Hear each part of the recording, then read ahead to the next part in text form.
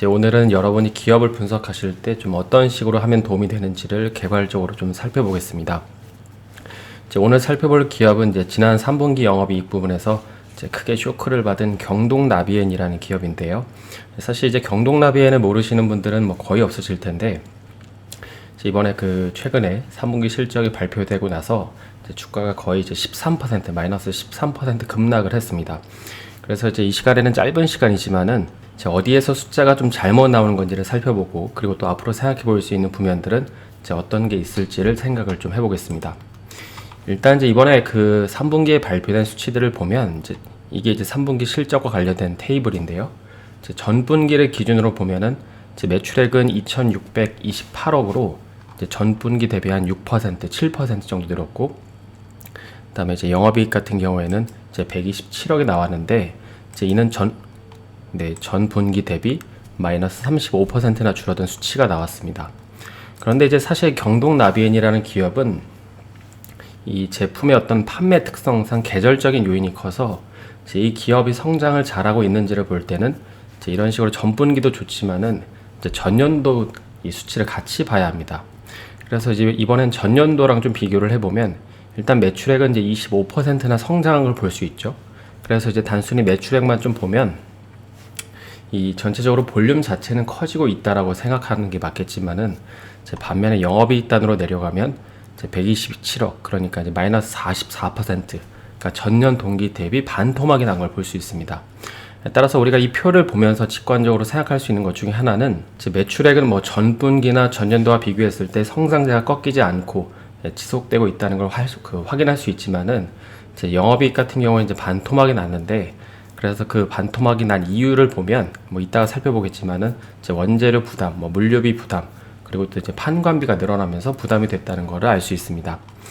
그럼 이제 본격적으로 좀 어디에서 돈을 까먹었는지를 살펴보기 전에 먼저 이제 국가별 좀 매출을 보게 되면, 이제 보통 경동나비엔이라는 종목을 보유하고 계시는 분들은 이제 국내, 그리고 이제 중국, 러시아, 미국 이렇게 이제 4개를 좀 중심에 놓고 보실 텐데, 그래서 이 테이블을 보시게 되면은 이 국가별로 이제 법인별로 매출액이 좀 보기 편하게 잘 정리가 되어 있습니다. 물론 이제 더 정확한 거는 분기 보고서에 나와 있겠지만은 이제 편의상 이 표를 보시면 이제 모든 국가에서 다 성장을 한 거를 볼 수 있습니다. 보시기 쉽게 이제 단위를 억원으로 바꿔보면 이제 전분기 대비했을 때 모든 수치가 다 늘어나는 걸 볼 수 있는데요. 특히 이제 러시아 같은 경우에는 이게 이제 3분기고 이게 2분기인데, 이 전분기 대비 이제 40%가 넘는 성장을 보여줬고, 또 미국도 이제 전년 대비 기준으로 이제 거의 55%가 넘는 성장세를 보이면서 이제 엄청난 성장을 했다는 걸 알 수 있습니다.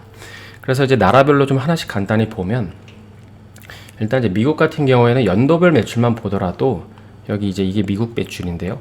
연도별 매출만 보더라도 이제 계속해서 꾸준히 상승하는 걸 볼 수 있죠. 특히 이제 올해 같은 경우에는 이런 식으로 이제 라니냐 현상 때문에 이제 미국에 이제 엄청난 한파가 올 거라고 하는데, 사실 이제 보일러나 온수기 판매 업체들에게 이제 가장 큰 성수기는 이제 4분기죠. 이제 그러다 보니까는 이런 이유 때문에 이제 미국 같은 경우에는 지난 이제 3분기에서 4분기, 그리고 또 이때도 3분기에서 4분기, 그리고 올해도 이제 3분기가 있고 다음 4분기가 이제 기대가 되는데, 그래서 이제 미국 매출 법인을 보면 이런 식으로 3분기 대비 4분기 매출이 2018년도에는 한 30%, 그리고 2019년도에는 20%, 그리고 이제 작년에는 이제 17%가 이제 증가했다는 걸 알 수 있거든요. 그러니까 직관적으로 우리가 생각을 했을 때 지난 3년간 이 3분기 대비 4분기 매출 평균 성장률이 22%라는 걸 감안을 해보면 이제 올해 4분기도 보수적으로 잡더라도, 그리고 또 이제 방금 살펴본 이 현상 버프까지 좀 감안하면 이번에 나온 1,500억 매출에 더해서 20%를 더하면 이제 1,800억이 나옵니다. 그래서 이제 이 정도 그림을 그려놓고 현재 미국 같은 경우에는 이제 보일러보다도 온수기 매출이 압도적으로 높잖아요. 그래서 수출 데이터를 가지고 이 온수기 매출액을 추적하시는 분들은 좀 이런 부변들을 참고하실 수 있을 것 같습니다. 그리고 이제 다음으로는 러시아가 있는데요. 이제 러시아 같은 경우에는 사실 이런 한 가지 패턴이 있습니다. 방금 이제 보일러 온수기 업체의 경우에는 4분기가 약간 계절적으로 피크라고 말씀을 드렸는데, 근데 여기 보시면 이상하게도 이제 러시아 같은 경우에는 2019년에도 이제 2분기와 3분기에 매출이 오르다가 4분기에 꺾이고, 그다음에 또 2020년에도 2분기와 3분기에 오르다가 이런 식으로 4분기에 꺾입니다. 그래서 만약에 이 패턴이 올해도 적용이 된다고 하면 올해도 사실 이제 2분기랑 3분기에 오르고 있잖아요. 근데 이제 4분기에는 꺾인다고 보는 게 맞습니다. 그래서 이제 4분기 실적이 나왔을 때 러시아 부분에서 확인해야 될 것 중에 하나는 이제 얼마나 꺾이는지를 이제 봐야겠죠.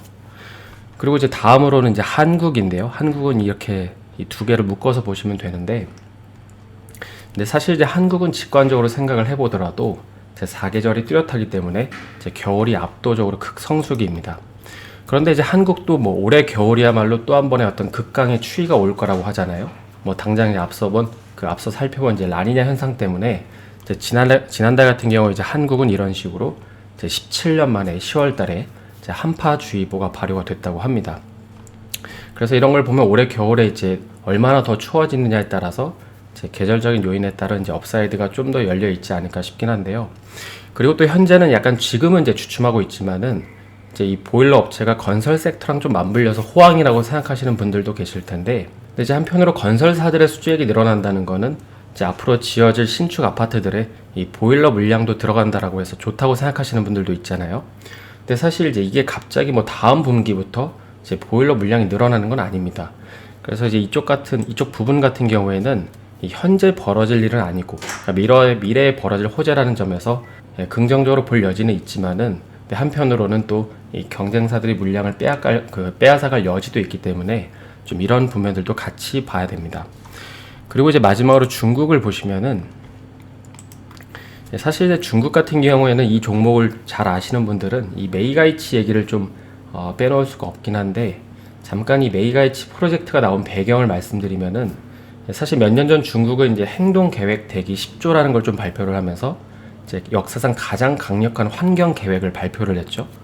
그리고 이제 그 큰 틀에서의 계획은 이제 국가의 어떤 대기의 질, 그러니까 공기의 질을 이제 개선하자는 게 목표의 중심이었습니다. 그리고 이제 그 안에는 이제 석탄 오염 해결을 하자는 게 이제 주력 취지였던 것이죠.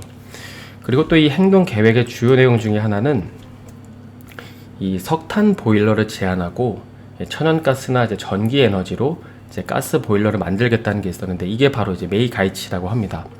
근데 이 정책 같은 경우에는 크게 두 가지 이유 때문에 실패했거든요. 먼저 첫 번째는 정책을 너무 급하게 추진하다 보니까는 이제 천연가스의 공급이 부족했고, 그래서 아이러니하게도 보시는 것처럼 이런 식으로 제 밖에서 햇빛을 쬐면서 공부하는 게 훨씬 더 낫다라는 약간 이제 풍자성 글도 나왔었습니다.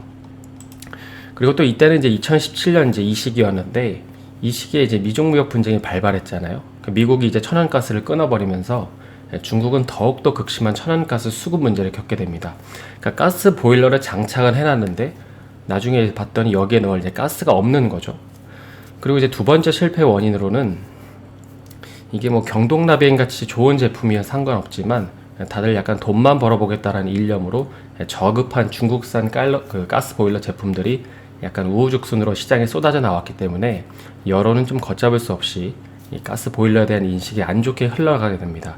그러니까 비싼 돈 주고 보일러를 샀는데 허구한 날 고장나고, 그러니까 심지어 이제 AS도 안 되는 제품들을 제가 산 거죠. 그러다 보니까는 이제 2017년 이후에 여기에는 이제 나와 있진 않지만은 이 경동나비엔의 중국 가스보일러 사업이 연일 내리막길을 걷게 되는데, 하지만 이제 가장 최근에 중국의 인당 GDP 수준이 높아지면서 이제 이런 식의 집 구조를 이제 이 징장팡이라고 하는데, 이런 집 구조가 좀 각광을 받으면서 이제 이에 딸려서 설치되는 이제 가스 보일러의 매출도 이제 늘어날 거라는 기대감이 생기고 있습니다. 물론 지금은 이제 헝다그룹 파산 이슈 때문에 뭐 부동산이나 건설 섹터가 조금은 주춤하고 있어서 아직은 시간이 좀 더 필요하겠지만은, 이제 그럼에도 결국 중국은 이제 환경 문제 때문이라도 이제 석탄 보일러에서 이제 가스 보일러로 바뀔 수밖에 없는 문제가 있습니다. 그러니까 이런 거는 사실 시기의 문제이지 방향의 문제는 아닌 거죠. 그래서 이제 여기까지 정리를 해보면, 이번에 이제 경동나비엔의 그 3분기 매출액을 전반적으로 보면 이제 매출액 자체는 좋은 흐름을 보이고 있고, 그다음에 4분기 역시도 이제 계절적인 성수기에 진입하는 만큼 더 늘어날 여지가 많다고 이제 결론을 내릴 수 있습니다. 그럼 이제 반대로 이번에 그 쇼크가 났던 영업이익 같은 경우에는 도대체 어떤 이슈가 있었던 걸까요? 이제 크게 세 가지 부면을 좀 살펴볼 건데요. 먼저 이제 이 매출 원가, 이 부면에서 차지하는 그 큰 비중을 차지하는 이제 원재료를 보게 되면 일단 이제 분기별로 보면은 사실 한 분기도 빠지지 않고 계속 이제 올라가는데, 올해 같은 경우에는. 그리고 특히 이제 전년 동기 대비로 보면 무려 이제 30%나 상승한 걸 볼 수 있습니다. 그래서 보통 이제 보일러를 만들 때는 이제 이때 사용되는 원재료를 보면 이제 크게 네 가지가 있는데, 이제 흙 파이프랑 뭐 스테인 파이프랑 철판, 그리고 이제 코일 철판, 이런 것들이 필요하다고 합니다. 그래서 이제 매출 원가가 올랐다는 거는 이런 원재료들이 이제 올랐다는 거죠. 물론 이제 원재료 가격이 올랐다고 해서 무조건 나쁘게 볼 건 아닌 게, 이게 이제 소비자한테 가격 전가를 잘 하면 되기 때문입니다. 근데 이제 하지만 최근에 그 어떤 분이 주담 통화한 내용을 보니까는 이제 국내 시장 같은 경우는 12월부터 이제 이 판가 인상 통보를 했다고 하는데, 그런데 이제 문제는 외국의 경우에는 아직 그 가격 인상에 대한 계획이 없다고 합니다. 그래서 이제 이걸 보면은 현재 그 경동나비엔 같은 경우에는 비싸게 원재료를 사와서 보일러를 만들었는데, 판매자한테는 그 비싼 가격으로 이제 가격 전가를 못 하고 있는 거죠. 그리고 또 이거는 그 한 기업을 오래 보시다 보면 알게 되는 노하우 같은 건데, 이 경동나비엔 같은 경우에는 보통 원자재를 사올 때 이 세 달치를 한 번에 사옵니다. 그러니까 이게 무슨 말이냐면은, 이번처럼 내가 3분기 매출에서 이제 과연 이 회사의 원자재가 부담이 됐을까 안 됐을까를 고민 중이라고 하면 2분기 원자재 가격을 보면 된다는 것입니다. 그래서 이제 이번에 3분기 같은 경우에는 이제 2분기까지 크게 상승한 이 원자재 가격이 이제 고스란히 반영이 되면서 좀 부담을 준 거죠. 다음으로 봐야 되는 거는 이제 이런 어떤 이 수출기업 같은 경우에는 이제 물류비를 봐야 되는데, 뭐 이거는 자세하게 하나하나 다 뜯어보지는 않겠지만은 사실 이제 하반기의 경우에는 이런 식으로 물류 비용이 엄청나게 올랐습니다. 보시는 거는 그 상하이 컨테이너 운임 지수라고 하는 건데요. 이게 최근에야 약간 상승폭이 둔화됐지만은, 최근 중국이 이제 웃돈을 주고 배를 다 가져가려는 바람에 이제 여름 이후에 한 번 더 이렇게 가파르게 올랐죠. 근데 이게 이런 식으로 오르면 사실 이제 수출하는 기업들에게는 부담이 되는 것입니다. 그리고 여기서 또 생각해 볼 수 있는 것 중에 하나는, 이제 앞서 미국이랑 러시아, 뭐 중국 같이 이런 나라들의 매출액이 다 올랐다고 했잖아요. 그런데 한편으로 이 말은 이제 보내는 물량이 많아졌다는 말이니까 또 이에 비례해서 이제 물류비도 같이 늘어났다는 말이기도 합니다. 그리고 이제 마지막으로 살펴볼 점은 여기 판관비라고 해서 이 애프터 서비스 비용이라는 게 있는데, 이건 쉽게 말해서 그 AS 비용 지출이라고 생각을 하시면 됩니다. 근데 이게 무려 이제 이번 분기에 200%나 올랐죠. 그래서 이건 조금 찾아보니까는 이 전기차 배터리처럼 뭐 전량 리콜 사태 이런 게 발생한 게 아니라, 아무래도 이제 팔리는 물량이 많다 보니까는 이에 비례해서 좀 잔고장들이 많이 있었던 것 같습니다. 그러니까 이런 부면들이 결국에 이제 경동나비엔의 영업이익을 좀 깎아먹은 요인들이었는데요. 그럼 이제 이런 부면들을 내가 수치로 확인한 상태에서 앞으로 어떤 점들을 좀 생각을 해볼 수 있을까요?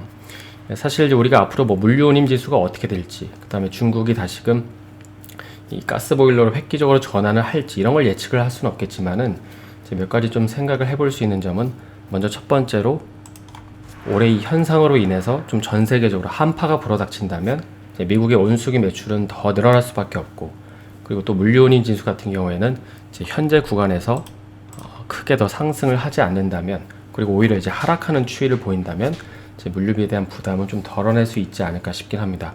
그리고 마지막으로 이제 계절적으로 보면 국내도 이제 4분기는 극성 수익이고, 그리고 또 해외는 반영이 안 됐지만은 이제 국내 제품에 대해서 판가 전가가 시작되기 때문에, 만약에 올해 한국이 좀 겨울이 유난히 춥다고 한다면은 좀 의외로 국내에서도 매출이 잘 나올 수도 있지 않을까 싶습니다. 왜냐면 사실 국내 같은 경우에는 뭐 물류비에 대한 부담이 크지 않기 때문이죠. 그래서 이제 이런 점들을 기업을 볼 때 좀 판단하실 수 있고, 또 경동나비엔을 보유하고 계시는 분들은 이제 이런 점들을 참고해서 필요한 점들을 더 리서치를 해보실 수 있을 것 같습니다. 그래서 오늘은 지난 3분기에 영업이익 쇼크가 나온 이 경동나비엔이라는 기업에 대해서 좀 살펴보았는데요. 남은 하루 마감 잘 하시고 저는 내일 다시 인사드리겠습니다. 오늘 영상이 도움이 되셨다면 좋아요와 구독 부탁드립니다.